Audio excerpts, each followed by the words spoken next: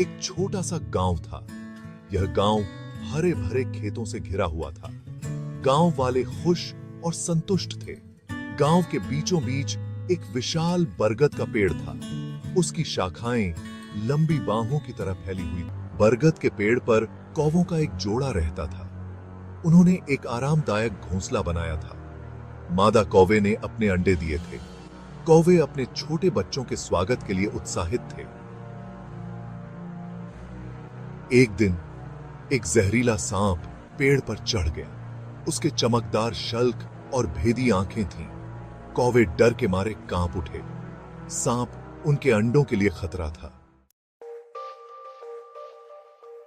कौवे बहुत दुखी थे। वे नहीं जानते थे कि क्या करें। वे अपने दोस्त सियार के पास गए। सियार अपनी चतुराई के लिए जाना जाता था। उसने धैर्यपूर्वक उनकी समस्या सुनी। सियार ने एक पल के लिए सोचा। वह मुस्कुराया और उन्हें अपनी योजना बताई। कौवे ध्यान से सुनते रहे। भर की योजना सरल लेकिन चालाक थी। कौवों को रानी का हार चुराना था। हार को कड़ी सुरक्षा में रखा गया था। कौवे महल के लिए उड़ान भरी। वे सही समय का इंतजार कर रहे थे।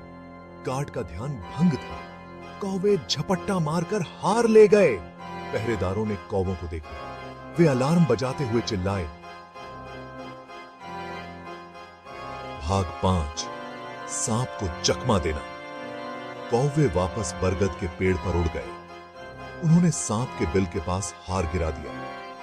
गार्ड कौवों का पीछा करते रहे। उन्होंने हार और सांप को देखा। पहरेदार गुस्से से भर गए। उन्हें लगा कि सांप ने हार चुरा लिया है।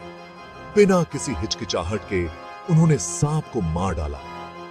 कौवे अपने घोंसले से देख रहे थे। वे राहत महसूस कर रहे थे और आभारी थे। भाग 6, एक चतुर उपाय। कौवों ने सियार को उसकी शानदार योजना के लिए धन्यवाद दिया। उन्होंने सांप को चकमा दिया था। वे सुरक्षित थे।